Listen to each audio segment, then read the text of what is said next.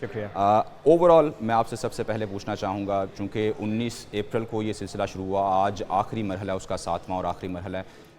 भारतीय जो आवाम है उन्होंने कितना इंटरेस्ट शो किया है इस इलेक्शन में, कितना ओवरऑल टर्न आउट आज की डेफिनेटली अभी तो नहीं आया होगा, लेकिन जो पीछे 6 मरहले गुजरे हैं कितनी बड़ी तादाद में भारतीय अवाम जो है उसमें शमूलियत इख्तियार की, और क्या आप देख रहे हैं कि इक़्तिदार की मसनद पे दोबारा मोदी आ सकते हैं?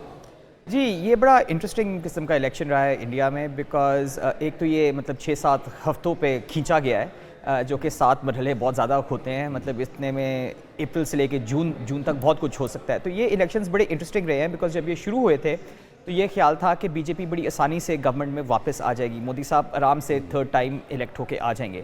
मगर जैसे जैसे इलेक्शन होते गए हैं तो ये मुश्किल लगता गया है। ये तो खैर शायद आ जाएं वापस, मगर जो इनका ख्याल था कि 400 पार सीटें वगैरह, वो तो इम्पॉसिबल है, वो खुद भी मान रहे हैं कि ये इम्पॉसिबल है।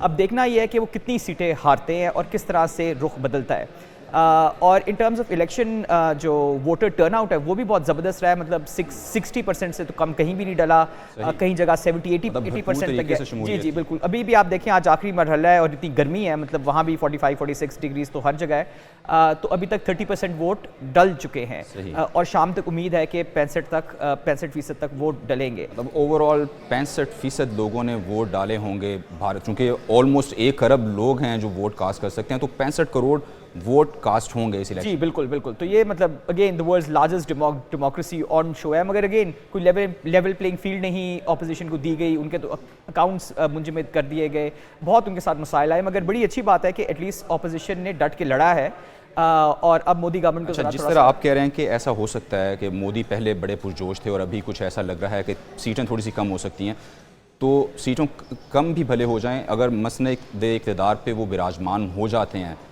तो वहाँ पर आप देख रहे हैं कि हिंदुस्तानियों का हिंदुस्तान बनने जा रहा है। एक सेकुलर जो रियासत का इन्होंने अलम उठाया हुआ था या दावे करते थे, चूँकि अभी अगर देखा जाए तो आरएसएस की जो पॉलिसी थी अखंड भारत की, बीजेपी उसी को लेके आगे चल रही है। जी, अगर इनकी सीटें 400 पार नहीं आती, ऑब्वियसली वो 400 पार क्यों वो चाहते थे ताकि कॉन्स्टिट्यूशन को अमेंड कर दिया जाए।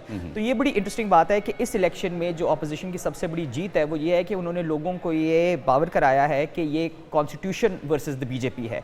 अगर वो इंडिया के सेकुलर कॉन्स्टिट्यूशन को चेंज करना चाहते हैं तो फिर वो बीजेपी को सपोर्ट करें, वरना इंडिया की कॉन्स्टिट्यूशन को बचाने का ये इलेक्शन है। और बीजेपी का तो पूरा ये प्लान था कि उसको इवेंचुअली चेंज किया जाए। अब अगर इनकी सीटें ही नहीं इतनी आती तो ये कहाँ तक उसमें कामयाब होंगे। काफ़ी और भी तरीके हैं, मतलब इनका सुप्रीम कोर्ट का कैप्चर बहुत ज़्यादा हद तक है, आर्म फोर्सेस पे बहुत ज़्यादा कंट्रोल है, तो शायद चीज़ें बेहतर ना हो, मगर ये है कि जो ड्रामेटिक चेंज आना था वो शायद ना हो सके। अभी रिसेंटली आपने मोदी का एक बयान सुना होगा, वो अपने आप को अननेचुरल बर्थ पे ले आए हैं, वो कह रहे हैं वो भगवान का अवतार हैं।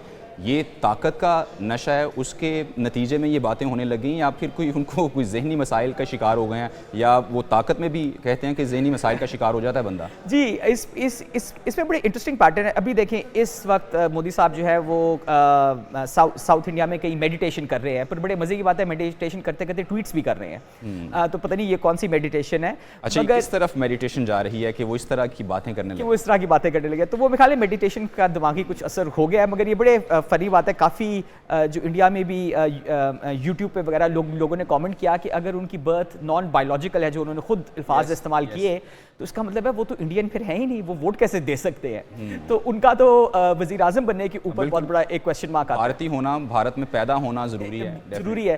तो एक ये मसला है, पर जो ज़्यादा अहम मसला है, इससे शो हो रहा है कि इनको बहुत डर है। देखें, अगर आपने 10 साल में बहुत काम किए हों, आपने एम्प्लॉयमेंट लेके आए हों, स्कैंडल्स ना हुए हों, मुल्क बहुत तेज़ी से तरक्की कर रहा हो, तो फिर आप इन बातों पे इलेक्शन लड़ते हैं। आपको रिलीजन का सहारा लेने की ज़रूरत नहीं है। अगर यहाँ तक आपको कहना पड़ गया है कि आप किसी तरह के अवतार है, आपका कोई आसमानी कनेक्शन है, तो दैट शोज़ द डेस्परेशन कि और कुछ दिखाने को नहीं है। लोगों को यही बोलेंगे कि जी देखें, अगर मैं एक भगवान का रूप हूँ तो इसलिए मुझे आप वोट दें।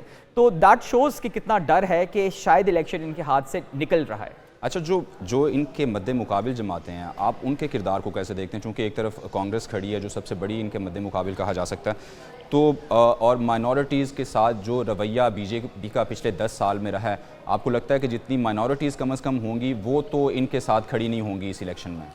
जी, माइनॉरिटीज़ देखें ज़्यादातर तो नहीं होती बीजेपी के साथ, मगर लोकल एरियाज़ में बीजेपी ने बहुत ज़्यादा अलाइंसेस बनाई हुई हैं। फॉर एग्जांपल यूपी के अंदर जो शिया पार्टीज़ हैं उनके साथ अलाइंसेस हैं, फिर एक दो और जगह हैं जहाँ अलाइंसेस हैं, मगर बाय एंड लार्ज जो नॉन हिंदूज़ हैं वो कांग्रेस को ही वोट करेंगे। और अब देखें ना, अब तो कॉन्स्टिट्यूशन का मसला है कि कॉन्स्टिट्यूशन अमेंडमेंट करके असल में चेंज। अच्छा, आपको ये लगता है कि इस काबिल या इतनी बड़ी मेजॉरिटी के साथ ये नहीं आएंगे कि ये कॉन्स्टिट्यूशनल अमेंडमेंट कर सकें?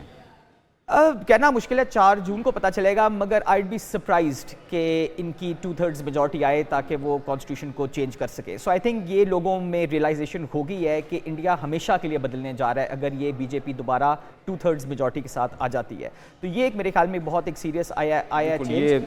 और डिस्पाइट द फैक्ट कि कांग्रेस के उन्होंने सारे अकाउंट्स बंद कर दिए थे, जो आम आदमी पार्टी का जो केजरीवाल साहब है उनको अंदर कर दिया था, तमाम तर वो हथकंडे इस्तेमाल कर रहे हैं इस तरह की मेजॉरिटी लेने के लिए, और यकीनन अगर इस तरह की बड़ी मेजॉरिटी के साथ आते हैं माइनॉरिटीज़ के लिए बहुत ही बुरा हो जाएगा। लेकिन लेट्स सी क्या होता है, 4 जून को इसका फैसला हो जाएगा। अभी एक ब्रेक लेते हैं, ब्रेक के बाद वापस आएंगे।